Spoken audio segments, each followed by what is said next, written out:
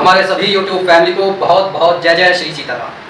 देखिए, जैसा कि हम सभी को मालूम है कि सावन का अंतिम सोमवार 4 अगस्त को आने वाला है और इस सोमवार में 3 महत्वपूर्ण योग बन रहे हैं, ब्रह्म योग, इंद्र योग और सर्वार्थ सिद्ध योग। और सर्वार्थ सिद्ध योग में जो भी कार्य किया जाता है, जो भी संकल्प लिया जाता है, वो फलदायी होता ही होता है। और जब हम भगवान शिव की शरण में चले जाते हैं और वो हमारे को स्वीकार कर लेते हैं, तो समझ लीजिए कि हमारे जीवन में आए हुए सारे दुख, सारी विपत्तियां, सारी समस्याओं का अंत हो जाता है। इस जीवन में देखिए, सबसे बड़ी समस्या अगर आप गौर से देखें तो 2 ही हो सकती हैं। एक कि धन की कमी होती है और दूसरा आदमी का शरीर रोगी होता है।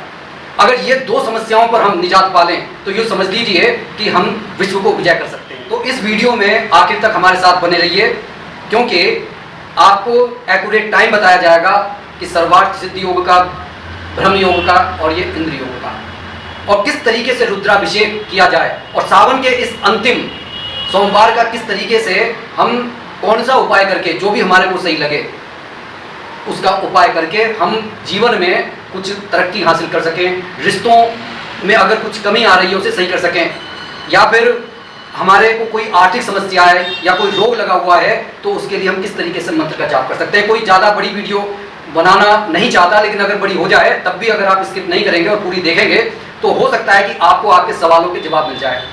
सबसे ज़्यादा जो भगवान शिव प्रसन्न होते हैं अगर आप उनका पार्थिव शिवलिंग बना लेते हैं। पार्थिव शिवलिंग जो मिट्टी का शिवलिंग घर में बनाकर ही जो लोग पूजा करते हैं, आपने देखा होगा साधु सन्यासी गंगा जी के किनारे पर जाकर जो है अपने इस अंगूठे को इसी तरीके से पानी डालकर जो है भगवान शिव को जल अर्पित कर देते हैं और भगवान शिव भोलेनाथ प्रसन्न हो जाते हैं। बिल्कुल उसी तरीके से कई साधु संत जो है गंगा जी की मिट्टी को बनाते हैं और वहां पर जल अर्पित कर देते हैं, बहुत प्रसन्न होते हैं, बेलपत्र चढ़ा देते हैं, बहुत प्रसन्न हो जाते हैं। उसी तरीके से जब आप घर के अंदर पार्थिव शिवलिंग, देखिए आजकल शहरों में मिट्टी नहीं मिलती है, गांवों में मिल जाती होगी, लेकिन शहरों में मुल्तानी मिट्टी मिलती है। आप मुल्तानी मिट्टी को घर में लेकर आ जाइए।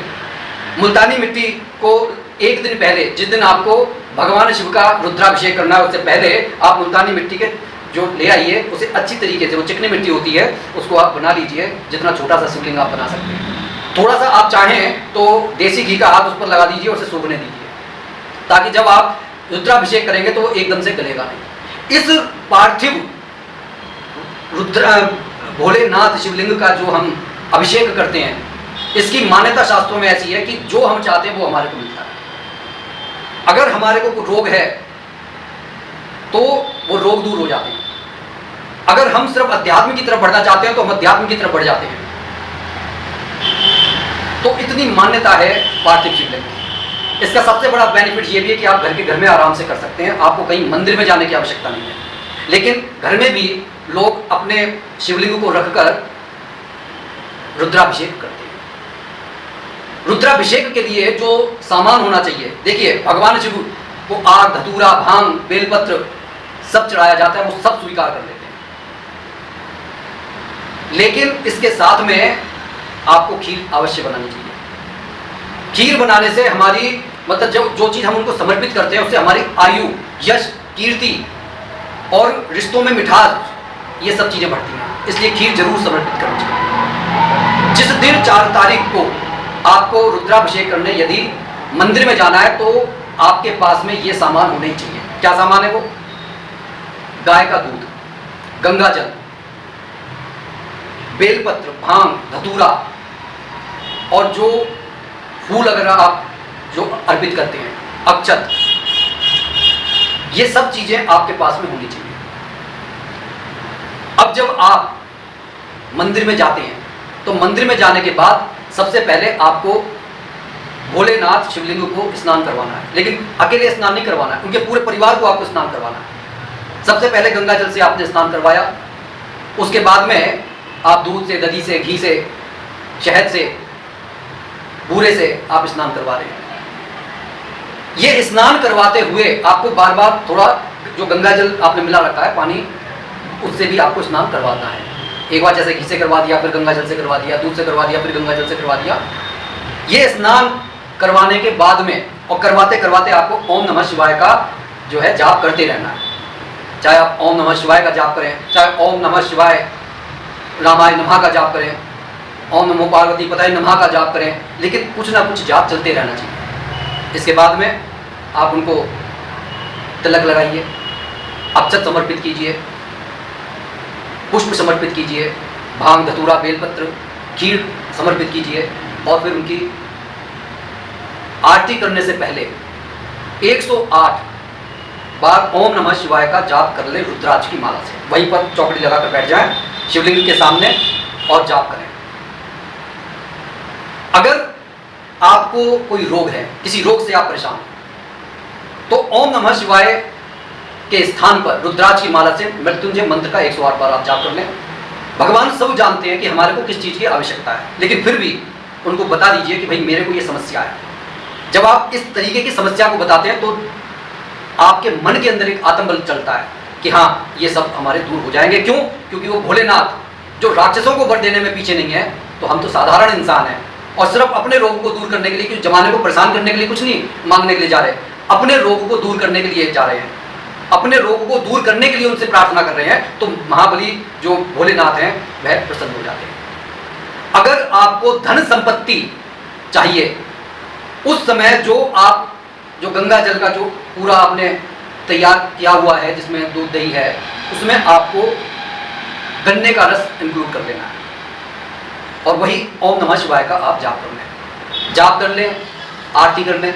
आरती करने के बाद में आपको एक विशेष महत्वपूर्ण कार्य करना है। देखिए, विशेष महत्वपूर्ण कार्य ये है कि आपने ईश्वर से मांग लिया, लेकिन जितनी आपकी सामर्थ्य है उसके अनुसार आप थोड़ा सा भंडारा कर दीजिए।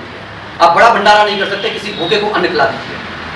अगर आप कुछ पकाकर नहीं खिला पा रहे हैं तो कुछ कच्चे सामानों का इंतजाम कर दीजिए, सब्जी का, नमक का, मिर्च का या आटे का। आप इस तरीके से दालों का इंतजाम कर दीजिए।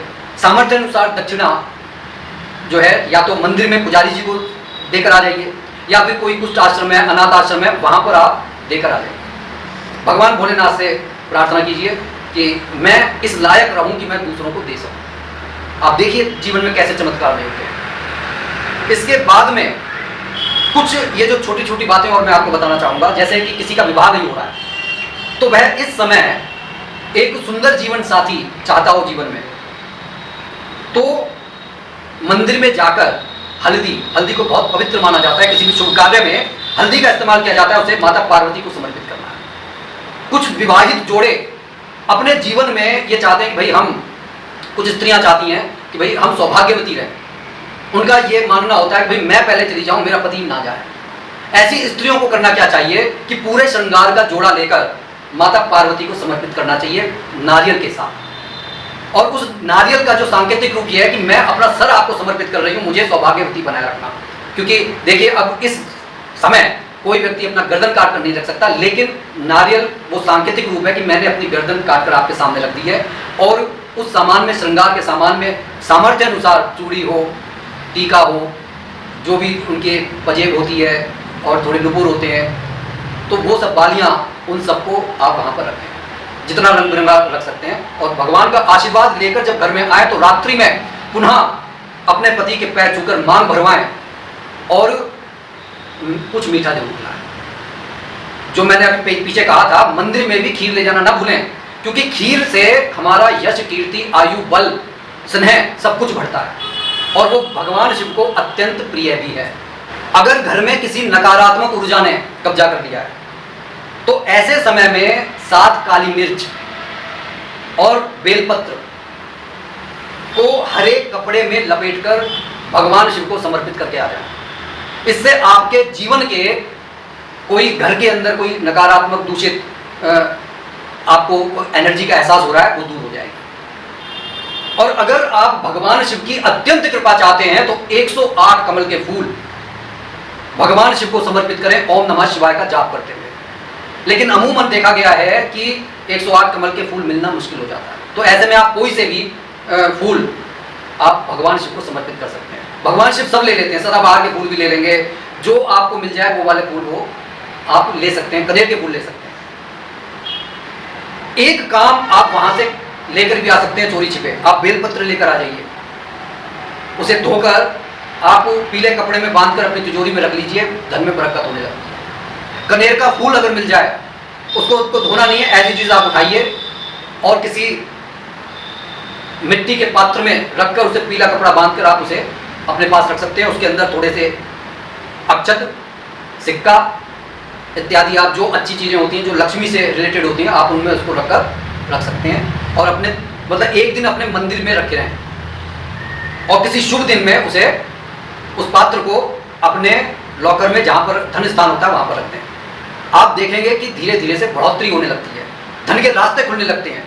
तो सावन के इस महीने में ये जो योग बन रहे हैं इसका अवश्य लाभ उठाइए। अब आ जाते हैं कि ये योग कब बन रहे हैं, क्योंकि योग में की हुई पूजा और ज़्यादा फलदायी होती है। तो ब्रह्म योग बन रहा है 6 बजे से 7:05 तक और इंद्र योग बन रहा है 7:10 से 8 बजे तक।